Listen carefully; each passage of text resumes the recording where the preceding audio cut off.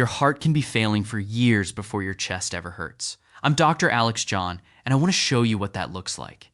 Because heart failure almost never arrives with drama. It arrives with excuses. You blame the stairs. You blame the humidity. You blame the number on your birth certificate. And every single one of those excuses sounds perfectly reasonable in the moment, which is exactly why this condition slips past millions of capable, intelligent people until it is far along.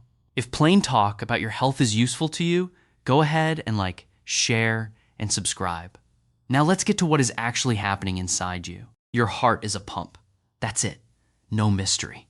4 chambers, 2 sides, 1 job. The right side sends blood to your lungs for oxygen.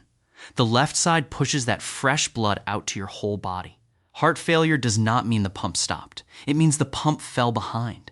Your demand stayed the same, but the output dropped. And when a pump falls behind, fluid does not vanish into thin air. It backs up. Picture a sump pump in a basement during a long rain, still running, still humming, but no longer keeping pace with the water coming in. The water level rises slowly, an inch at a time, and nobody notices until the boxes on the floor are soaked. Almost every warning sign on this list is simply water rising somewhere it should not be. And let me clear up a confusion right away, because these 2 words get mixed together constantly. A heart attack is a sudden event. A vessel feeding the heart muscle gets blocked, blood supply stops, and muscle cells begin dying within minutes. It is loud, fast, and it demands an ambulance. Heart failure is the opposite personality. It is quiet, gradual, and cumulative. It is the pump slowly losing its ability to keep up with the work you ask of it. One is a fire. The other is rust. A heart attack can certainly lead to heart failure later because scarred muscle no longer squeezes. But you can absolutely develop heart failure without ever having a single dramatic moment in your chest. Here is the encouraging part. This process is slow. It takes years, sometimes decades, which means your body gives you dozens of chances to catch it. And most of the forces driving it are things you touch every single day. So let's walk through the 10 signs people wave off one at a time. Sign 1 is breathlessness during things that used to feel easy. Not a marathon, a grocery bag, 1 flight of stairs, making the bed.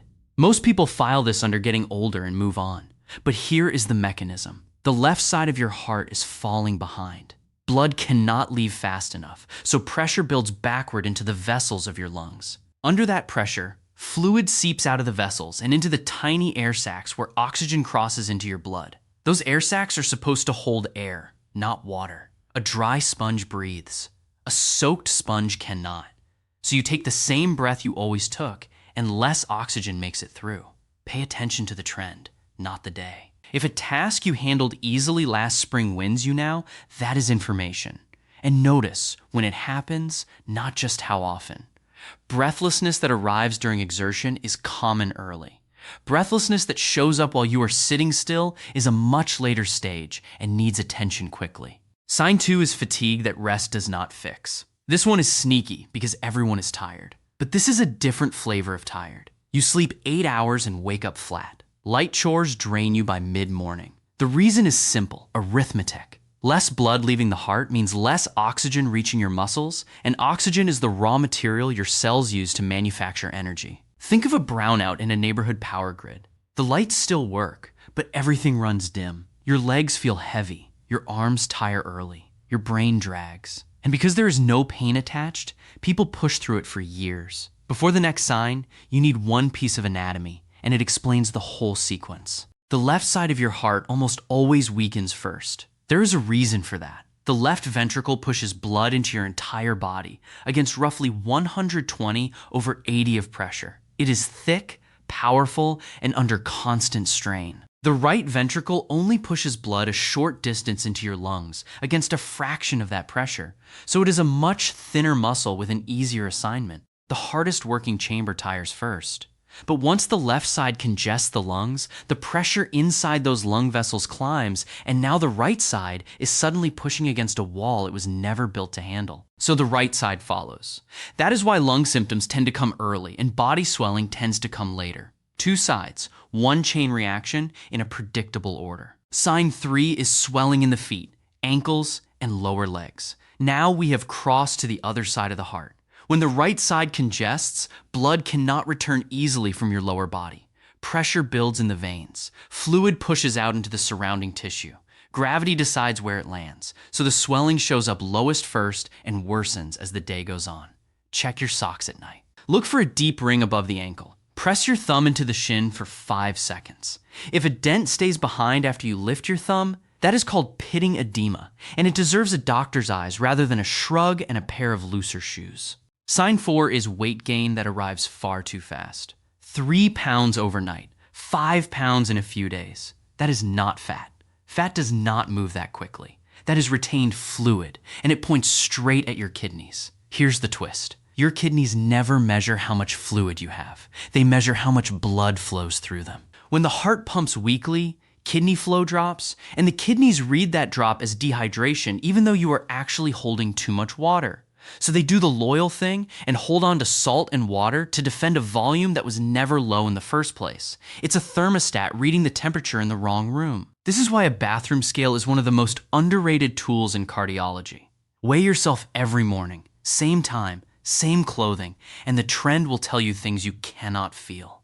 Sign 5 is a cough or wheeze that will not go away. Dry, nagging, worse when you lie down, worse at night. People blame allergies. They blame dust. They buy a new pillow. But when fluid collects in the lungs, it irritates the airways, and irritated airways cough. Sometimes the phlegm looks frothy or faintly pink. That is not a cold. If a cough has outlasted every season and every remedy, stop treating it as a nuisance and start treating it as a signal. Sign 6 is the pillow test, and it is one of the most reliable clues in this entire list. Lie flat, truly flat. If you find yourself short of breath within minutes, or you have quietly built a small mountain of pillows over the past year, that means something. When you stand or sit, gravity keeps fluid pooled in your lower half. Lie down, and that fluid redistributes toward your chest, adding load to lungs that are already struggling to stay dry. Doctors call this orthopnea. Some people end up sleeping in a recliner and describe it as personal preference. Ask yourself an honest question. Did you always sleep this way, or did you drift into it? The drift is the diagnosis. Sign 7 is waking up 2, 3, 4 times a night to urinate. Most people over 60 assume this is simply the plumbing aging. Sometimes it is. But there is a hard explanation that almost nobody hears. All day long, while you stand and walk, fluid collects in your legs. Then you lie down, gravity releases its grip, and that fluid flows back into circulation over the next few hours. Suddenly, your kidneys are handed a surge of volume to process, and they do their job at 2 in the morning. If nighttime bathroom trips arrived alongside swollen ankles, those two symptoms are telling the same story from opposite ends of the day. Sign 8 is a heart that races, pounds, or flutters. This is compensation, and it is your body doing something reasonable.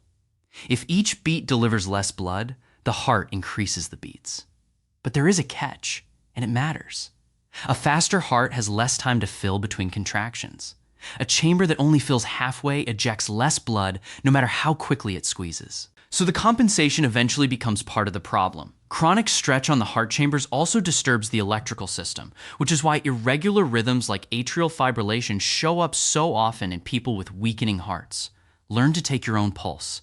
60 seconds, 2 fingers on the wrist, and notice whether the rhythm marches evenly or stumbles. Sign 9 is a tight, swollen abdomen and an appetite that vanished. This one gets missed constantly because it does not look like a heart problem at all. Waistbands feel snug even though the scale barely moved. You feel full after a few bites. Meals sit heavy. What is happening is congestion behind the right side of the heart, backing pressure into the liver, the stomach, and the intestines. Those organs swell. Fluid weeps into the abdominal cavity. Digestion slows and appetite fades. People often assume it is a stomach issue and spend months chasing the wrong organ. Sign 10 is foggy thinking, poor concentration, or lightheadedness when you stand. Your brain consumes about 1/5 of your circulation while weighing almost nothing. It has no reserve tank. So when cardiac output drops, the brain feels it early. Names get slippery. Focus gets short. You stand up too fast, and the room tilts for a moment. Families frequently interpret this as the beginning of cognitive decline, when a portion of it is a circulation problem in disguise. And circulation problems respond to treatment.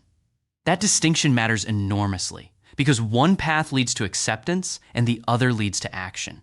Before anyone concludes that a sharp mind is simply fading, the heart deserves a proper look. So those are the 10. Now let's talk about what drives all of this, because prevention lives here. The single biggest cause is high blood pressure.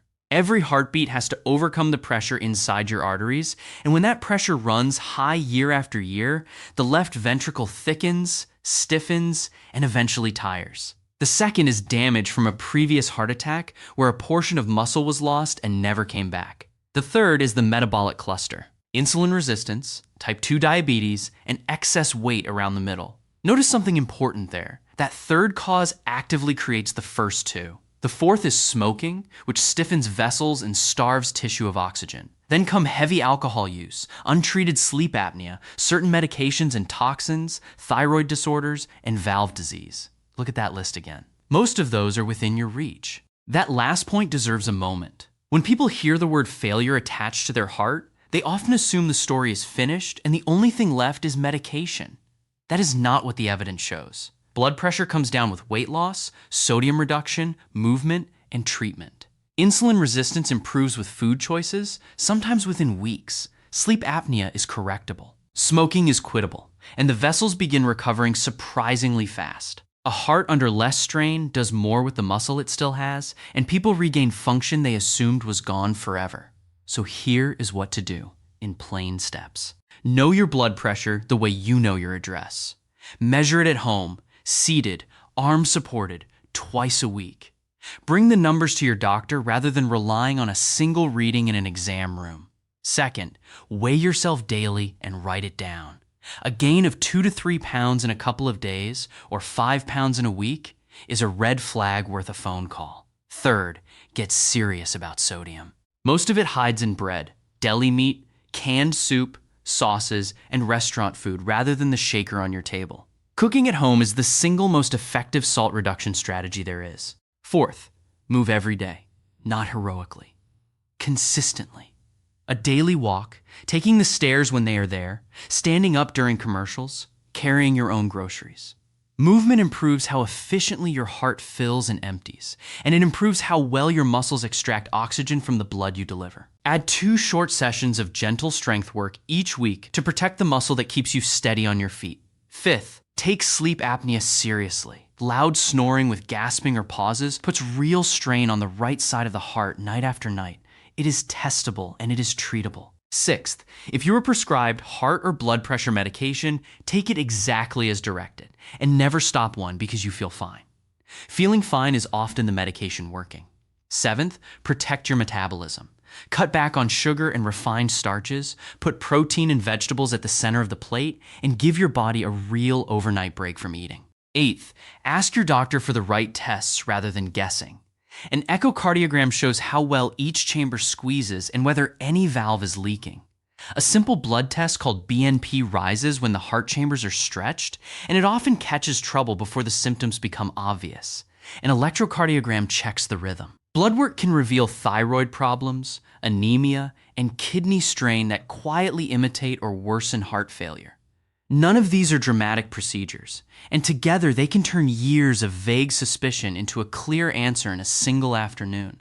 Ninth, keep a simple written log. Weight, blood pressure, how far you walked, how many pillows you slept on. 2 lines a day is plenty. Patterns become visible on paper that are invisible in memory, and your doctor can act on a pattern far better than a feeling. And finally, know when the answer is not a lifestyle change but a phone call. Sudden breathlessness at rest, chest pressure, coughing up pink froth, fainting, or a rapid climb in weight with swelling all mean you seek care now, not next month. Here's what I want you to carry away from this. Heart failure is not a switch that flips. It is a slope you walk down slowly, and every one of these 10 signs is a marker along that slope telling you exactly where you stand. Breathlessness, fatigue, swollen ankles, fast weight gain, a lingering cough, extra pillows, nighttime bathroom trips, a racing pulse, a tight belly, a foggy head. None of them are simply the price of a long life. They are data.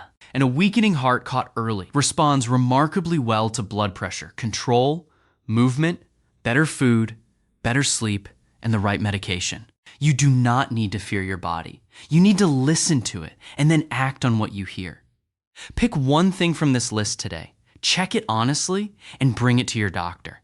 That single step is how people stay strong into their 80s and beyond. And if this helped, you see something you had been explaining away, like share and subscribe so the next person gets the same head start.